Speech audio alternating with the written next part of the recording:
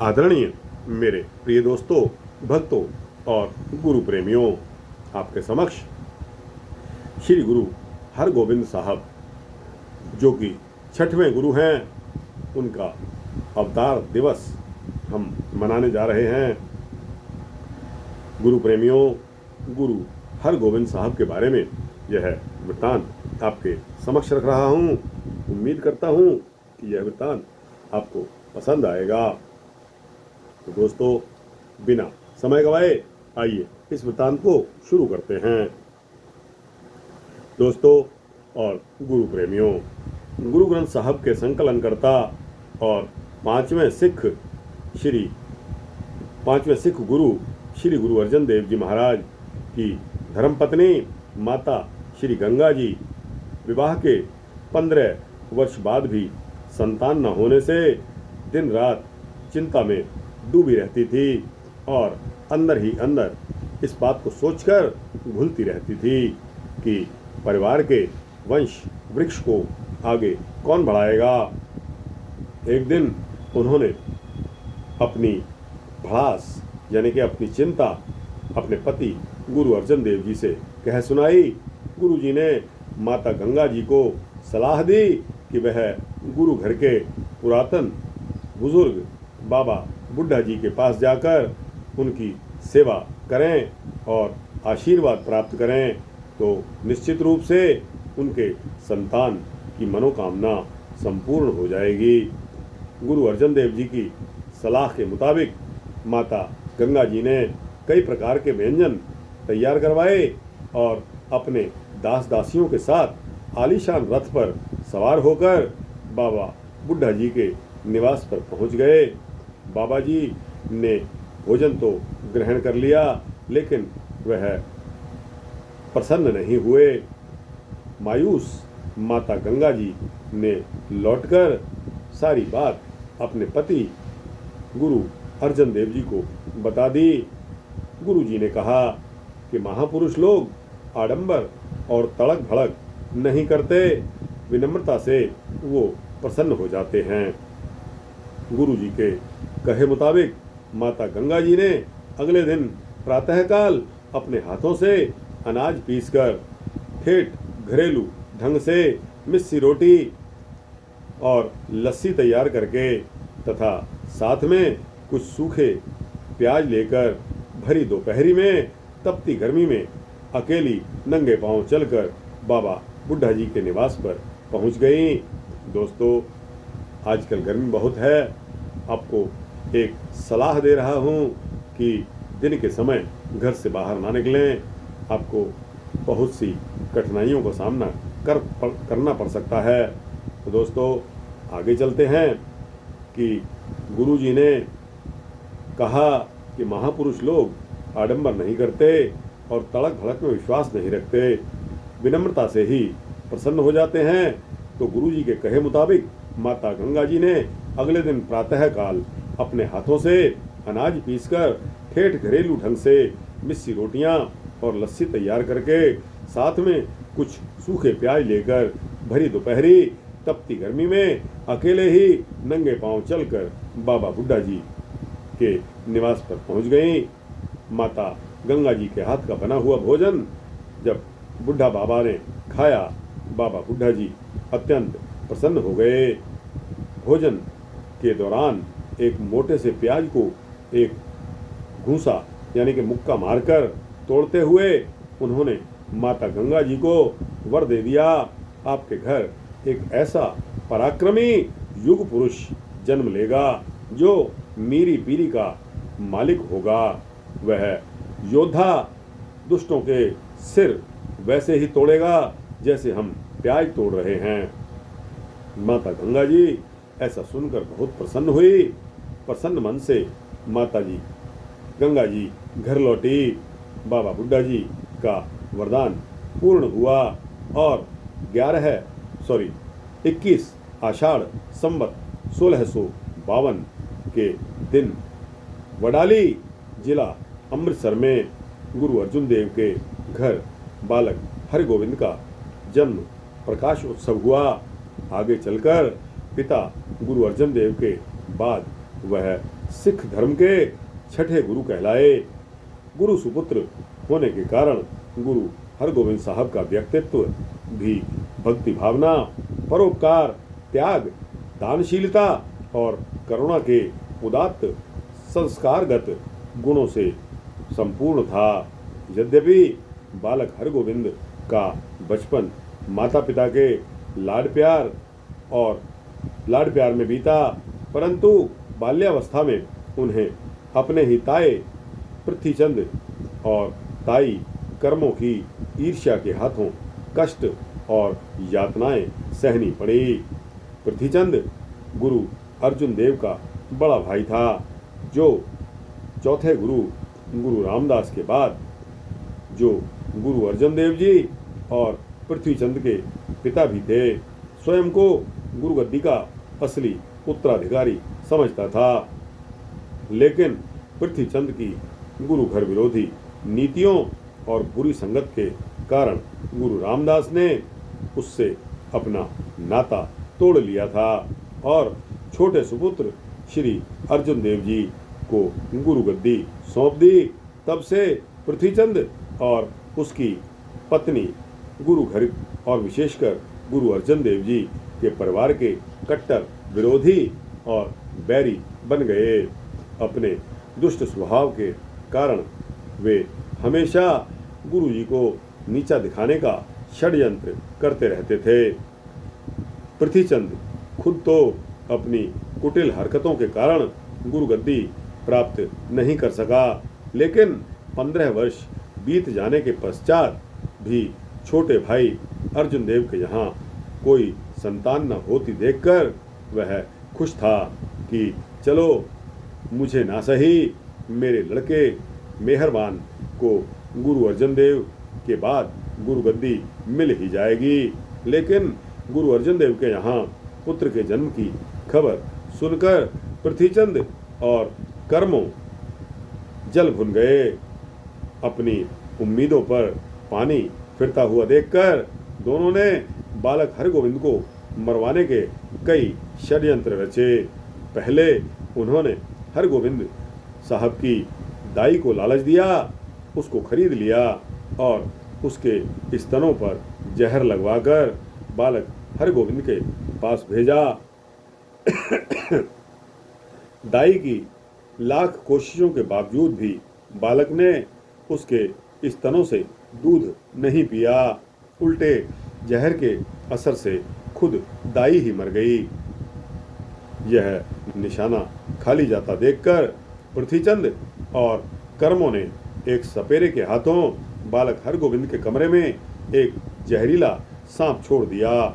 लेकिन जाको राखे साइयां मार सके न कोई, उस उक्ति के मुताबिक सेवादारों को समय पर इस बात का पता चल गया और उन्होंने सांप को जाकर मार दिया। इसके बावजूद पृथ्वीचंद और कर्मों अपनी दुष्टता से बाज नहीं आए।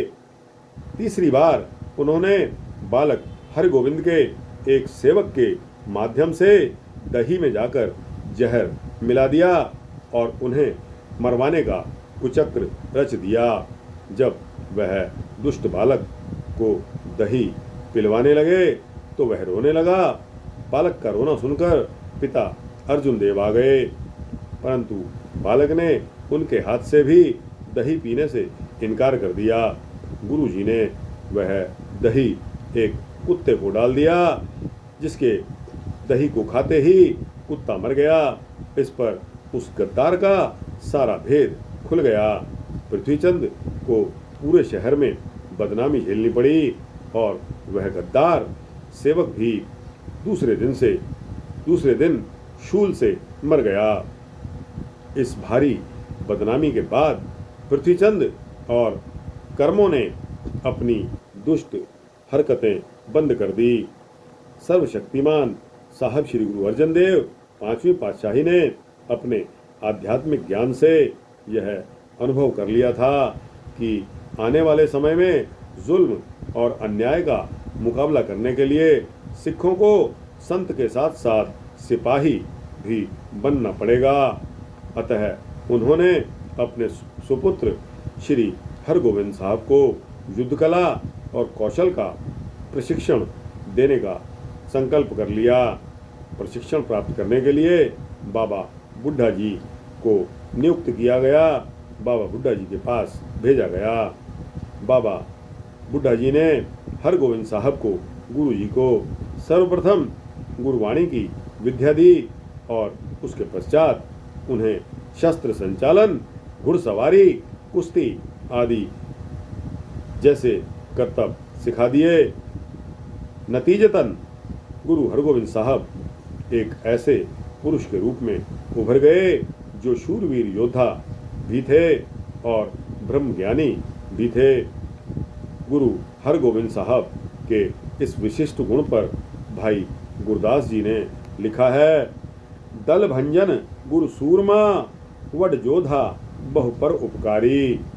मुगल बादशाह जहांगीर के हाथों पिता गुरु अर्जुन देव की शहीदी के पश्चात सिर्फ 11 वर्ष की छोटी सी आयु में हरगोविंद जी ने गुरु गद्दी प्राप्त कर ली और इसका सारा दायित्व, इसकी सारी जिम्मेदारी उन पर आन पड़ी।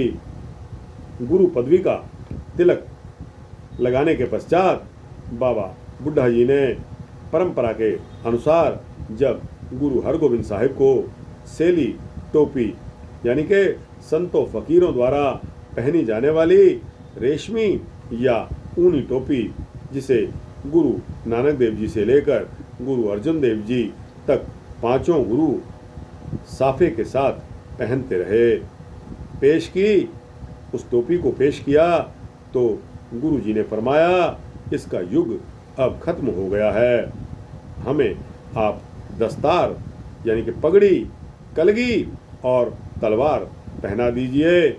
और ऐसा ही हुआ।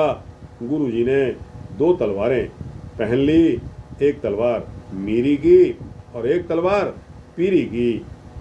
पहली आध्यात्मिक मार्ग की प्रतीक थी तो दूसरी सांसारिक मामलों में पंथ और समूची मानवता की अगुवाई करने के लिए। दोस्तों और गुरु प्रेमियों, गुरु गद्दी पर विराजमान होने के पश्चात गुरु हरगोविंद साहब ने अपने अनुयायियों को यह आदेश दे दिया कि वे अन्य प्रकार की भेंट सामग्री के साथ साथ शस्त्र और घोड़े भी लेकर आएं, ताकि सिख शस्त्र विद्या सीखकर अन्याय और अत्याचार की उस आंधी से टक्कर ले सके जिसमें उनके पूज्य पिता श्री गुरु अर्जन देव जी शहीद हो गए। सिख कौम को नई दिशा देने के उद्देश्य से गुरु जी ने अमृतसर में 2 प्रमुख कार्य किए। कौन से कार्य किए? पहला कार्य किया कि लोहगढ़ किले का निर्माण, जहां वे अपने अनुयायियों को शारीरिक सौष्ठव निर्माण और युद्ध कला का प्रशिक्षण यानी कि ट्रेनिंग दिया करते थे। और दूसरा, स्वर्ण मंदिर को ठीक सामने अकाल तख्त का, स्वर्ण मंदिर के ठीक सामने अकाल तख्त का निर्माण कराना। इसके जरिए, इसके माध्यम से गुरु हरगोविंद साहब ने पहली बार सिखों की राजनीतिक पहचान कायम कर दी।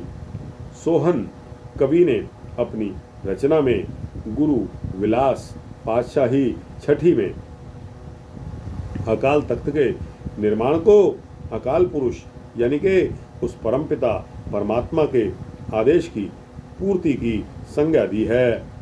कवि का यह कहना है, अकाल पुरख पुनि बचन उचारे, हरि गोविंद सुनिए निर्धारे, तुम हमरे महि भेद न कोई, तो ही अवतार हेत इह होई, तोर पिता को बच कह, पाछे मुहे इह भाई, सुत तुमरा तुमरे निकट मेरे तख्त बनाए। इसका अर्थ है, साध संगत जी, परमात्मा ने स्वयं गुरु हरगोविंद साहब को यह कहा कि मेरे और तुम्हारे बीच कोई भी भेद नहीं है और तुम्हारे पिता से हमने यह वचन किया था कि तुम्हारा सुपुत्र तुम्हारे दरबार के पास। ज्ञातव्य है कि दरबार साहिब का निर्माण गुरु अर्जन देव जी ने ही करवाया था। मेरा तख्त बनाएगा जहाँ दरबार साहिब का वातावरण एकदम शांत और भक्तिमय रहेगा। अकाल तख्त का वातावरण उतना ही जोशीला और वीर रस से संपूर्ण है। प्रतिदिन दोपहर के बाद गुरु हरगोविंद जी अकाल तख्त पर राजसी और सांसारिक सत्ता के प्रतीक बनकर बैठते हैं। वे लोगों की शिकायतें भी सुनते हैं और उनके झगड़ों का भी निपटारा करते हैं। गुरु हरगोविंद साहब की बढ़ती हुई शक्ति और रुतबे को देखकर गुरु घर के सदा से विरोधी जिसका नाम चंदू था और मेहरबान जिसका नाम पृथ्वीचंद का बेटा मेहरबान ने जहांगीर के कान भरने शुरू कर दिए और श्री हरगोविंद साहब जी ने बादशाही तख्त के मुकाबले में अकाल तख्त बना लिया है, जहां विराजमान होकर वे खुद को सच्चा पातशाह कहलवाते हैं। उन्होंने सैनिक शक्ति भी संगठित कर ली है और उनकी बढ़ती हुई ताकत को अगर आपने न रोका तो किसी दिन वे हुकूमत के लिए खतरा साबित हो जाएंगे। कान के कच्चे जहांगीर ने जो गुरु अर्जन देव की शहीदी के कारण पहले ही अंदर से बहुत डरा हुआ था, बड़ी चालाकी और धोखे से गुरु हरगोविंद को गिरफ्तार करके ग्वालियर के किले में उनको नजरबंद कर दिया। नतीजतन गुरु हरगोविंद साहब को ग्वालियर के किले में कैद कर दिया गया, जहां 52 राजा पहले से ही गिरफ्तार थे और जेल की यातनाएं भुगत रहे थे। हिंदुओं और सिखों के अलावा कई नेक दिल मुसलमानों ने भी गुरु हरगोविंद साहब को बंदी बनाए जाने का कड़ा विरोध किया। इसका नतीजा यह हुआ कि करीब 2 वर्ष के पश्चात बादशाह ने गुरु जी को यानी कि गुरु हरगोविंद साहब को छोड़ने रिहा करने का फरमान जारी कर दिया। कैद खाने में बंद 52 राजाओं की दुर्दशा से द्रवित होकर गुरु हरगोविंद साहब ने कहलवा भेजा कि जब तक इन 52 राजाओं को भी आप नहीं छोड़ोगे, नहीं रिहा करोगे, वे किले से बाहर नहीं निकलेंगे। इस पर बादशाह जहांगीर ने कहा कि चलो ठीक है, जितने भी कैदी राजा गुरु जी का हाथ या पल्लू थामकर वहां से निकल सकते हैं, निकल जाएं। गुरु जी ने चतुराई से काम लेते हुए 50 कलियों वाला जामा तैयार करवाया और इस प्रकार 50 राजाओं को अपने जामे की एक एक कली को थमा दिया, ताकि बाकी 2 राजाओं को अपना हाथ थमाकर कैद से छुड़ा लिया जाए और तब से वे बंदी छोड़ बादशाह कहलाए गए। दोस्तों और गुरु प्रेमियों, साहब श्री गुरु नानक देव जी के पश्चात गुरु हरगोविंद साहब ही पहले ऐसे गुरु थे जिन्होंने धर्म के प्रचार के लिए पंजाब से बाहर दौरा किया। श्रीनगर कश्मीर में आपकी मुलाकात शिवाजी मराठा के धार्मिक गुरु श्री समर्थ रामदास जी से हुई। अस्त्र शस्त्रों से लैस और घोड़े पर सवार गुरु हरगोविंद साहब जी को देखकर समर्थ रामदास जी बोले कि हमने सुना था, क्या सुना था, कि आप गुरु नानक देव जी की गद्दी पर विराजमान हैं, परंतु गुरु नानक देव तो बहुत त्यागी संत और साधु थे, जबकि आप तो शस्त्र, घोड़े और सैनिक रखते हो और सच्चा पातशाह कहलाते हो, आप कैसे साधु हैं। उसको एक व्यंग दिमाग में आया। तब गुरु हरगोविंद साहब जी ने उत्तर दिया कि बातन फकीरी जाहर अमीरी, यानी कि शस्त्र हमारे गरीब को रक्षा और अत्याचारी के विनाश के लिए धारण किए हुए हैं। बाबा नानक ने संसार नहीं छोड़ा था, माया का त्याग किया था। समर्थ रामदास जी इस उत्तर से बहुत ही प्रभावित हुए और सच हैरान भी हो गए। मजलूमों की रक्षा के लिए गुरु जी ने 4 लड़ाइयाँ लड़ी, परंतु ये लड़ाइयाँ राजसी नहीं थी, धार्मिक यानी कि धर्म युद्ध थी। उन्होंने विरोधी पक्ष की 1 इंच भूमि पर भी कब्जा नहीं किया, नहीं हत्याई, बल्कि अपने खर्च पर मुसलमानों के लिए करतारपुर में एक मस्जिद बनवा दी। अपने 50 वर्षों के जीवन काल के अंतिम 10 वर्षों में गुरु हरगोविंद साहब ने ईश्वर के चिंतन में बिताए। आपके 5 साहिबजादे यानी कि सुपुत्र हुए, जिनका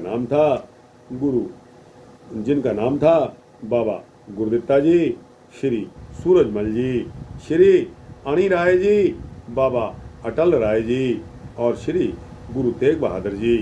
इनमें से 3 बाबा गुरदित्ता जी, बाबा अटल राय और श्री अणी राय जी पहले ही ईश्वर को प्यारे हो गए। श्री सूरजमल जी दुनियादारी में बहुत अधिक प्रवृत्त रहते थे, जबकि तेग बहादुर जो आगे चलकर 9वें गुरु यानी कि गुरु तेग बहादुर साहब बन गए, दीन दुनिया से बिल्कुल ही विरक्त रहने वाले त्यागी पुरुष थे, जो अपनी भक्ति में लगे रहते थे। अतः अपना अंतकाल निकट आया महसूस कर गुरु हरगोविंद साहब ने अपने पौत्र श्री हरि राय को गुरुपद परंपरा के निर्वहन का दायित्व सौंप दिया और 6 चैत्र संवत 1701 के दिन उसी परम ज्योति में समा गए जिसके वो अंश थे। तो दोस्तों, यह वृतांत श्री गुरु हरगोविंद साहब पातशाही छठी यानी कि 6वें गुरु के बारे में आपको सुनाया। आपको कैसा लगा? अच्छा लगा हो तो इसको लाइक और शेयर करते हुए अपने दोस्तों, भक्तों, गुरु प्रेमियों को पहुंचाएं। कमेंट सेक्शन में इसके बारे में अपनी राय अवश्य दें। तो दोस्तों, इस चैनल को सब्सक्राइब कर देंगे तो आपको इसी तरह के सूक्ष्म भक्ति वृतांत मिलते रहेंगे।